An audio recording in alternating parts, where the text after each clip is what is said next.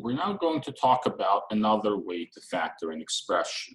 And this way of factoring is called factoring by grouping. Now, factoring by grouping only applies to expressions that have 4 terms. Let me repeat this. Method of factoring by grouping is only used if you have 4 terms in your expression. Now, what does this mean? It means if you have an expression that doesn't have 4 terms, that's not even a method that you need to consider. And let's kind of backtrack a little bit. Up to now, we learned to factor out the greatest common factor. And you can look for a greatest common factor in any expression because it could always be there. But if I have an expression, for example, x squared minus 6x minus 7, I know whatever method I use for factoring it is not going to be grouping because it doesn't have 4 terms. It only has 1, 2, 3 terms. Another thing that you should know about the method of factoring by grouping before we even get to the factoring itself is that it doesn't always work. You can start the process and then you can see, wait, you actually can't factor this by grouping because not every expression with 4 terms can be factored. But if when you multiply the 2 outside terms, the a and the d, you get the same thing as if you multiply the 2 inside terms, the b and the c, then you definitely know that your expression can be factored by grouping. That's what this statement says. If AD equals BC, then the expression can be factored. So let's see what we mean by that. Example 8, we want to factor the following expression. And by the way, whenever you're asked to factor something, you're never going to be told, factor this by grouping, or factor this by GCF, or any other method that we learn. It's up to you to decide what method is appropriate for each problem. So what should your strategy be? Well, right now, you only know 2 methods, GCF, and you're about to learn grouping. So the first thing you should do, the very first thing on any factoring problem, and this will be true always, is look for the greatest common factor. Now here, 2, 5, 6, 15, the numbers don't have a common factor, and not every term has an x, so there is no GCF. All right, now, the second thing, how many terms do you have?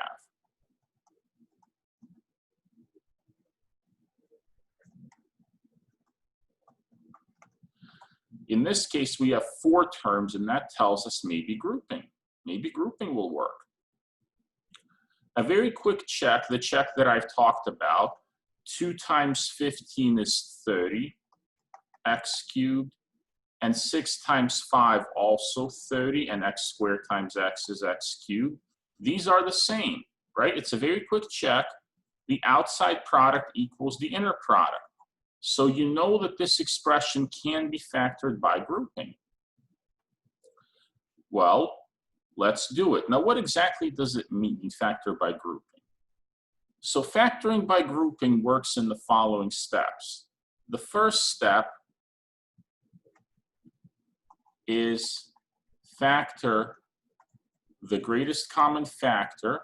And you may say, wait, but there is no greatest common factor. Oh, hold on. There's no greatest common factor for all 4. But here you only want to factor the GCF out of the first and second pair of terms. Right? You're basically saying, what can I factor out if I'm just factoring this? 2x cubed plus 5x squared. And that's kind of easy, right? You say, well, 2 and 5 don't have anything, but I can factor out x raised to the lowest power, which is x squared. And I'm left with 2x plus 5. Well, what can I factor out of the second pair of terms? Right, that's my second pair. Well, 6 and 15, I can factor out a positive 3. The last term doesn't have an x, so that's pretty much it. And I'm also left with a 2x plus 5. Right, so that's our first step. We factor out the greatest common factor out of each pair of terms, the first pair and the second pair. And then we factor out the binomial GCF. Now, what does that mean? It means this guy. Notice we suddenly have an actual common factor of 2x plus 5. Now, you may say, well, how in the world did you know ahead of time that if you factored out a greatest common factor out of the first two terms and you factored out the greatest common factor out of the second two terms, that you were going to magically come up with this common binomial GCF, right? Because having this common binomial GCF makes it easy, right? I simply factor out the 2x plus 5. And when I divide the first term by 2x plus 5, I'm left with an x squared. And dividing the second term by 2x plus 5, I'm left with a 3, right? So this is our final answer. And the reason why we got this 2x plus 5 is because of that check that we did earlier. If the product of the two outside terms equals the product of the two inside terms, you will always end up with this nice common binomial factor.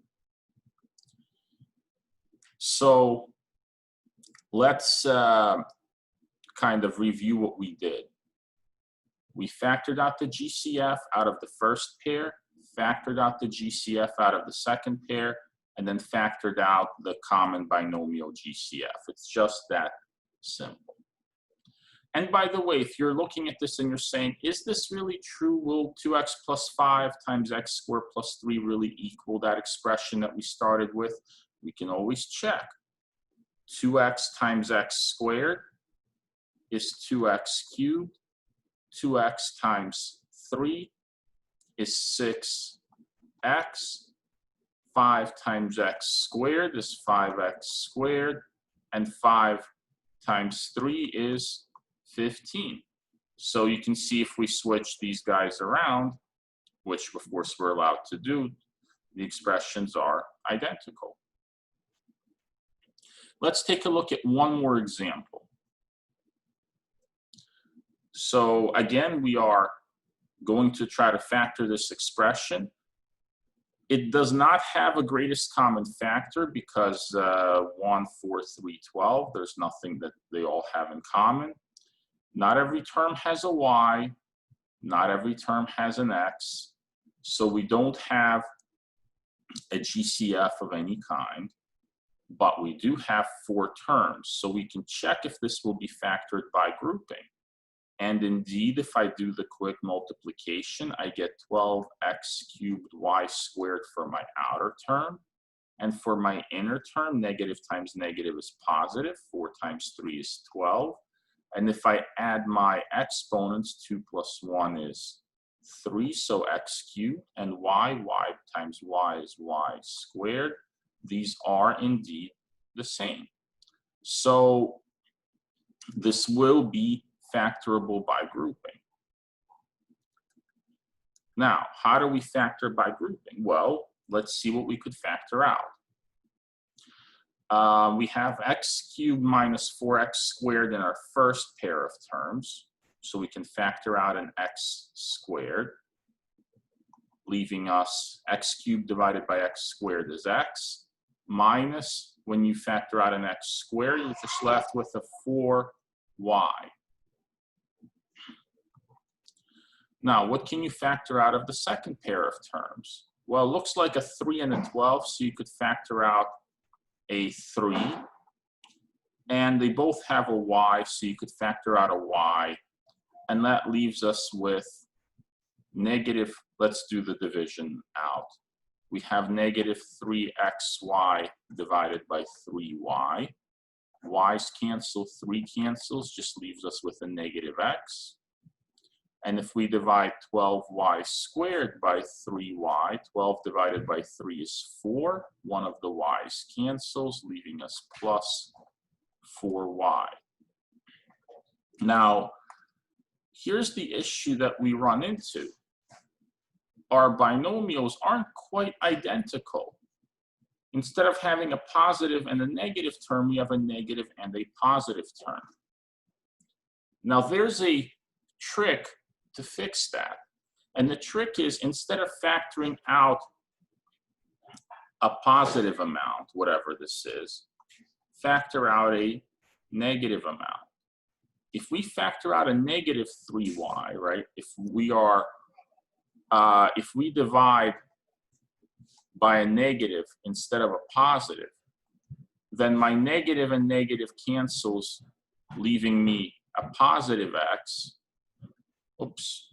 leaving me a positive x, and a negative divided by, divided by negative would give me a negative 4y. You can pause the video at this point and think about it if you wanted to do it yourself. Just try to factor out a negative 3y if you feel like I went too fast on this.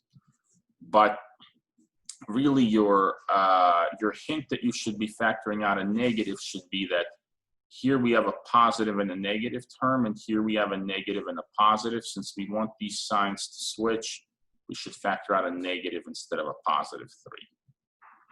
And from here, everything is straightforward. X minus 4y is our common factor,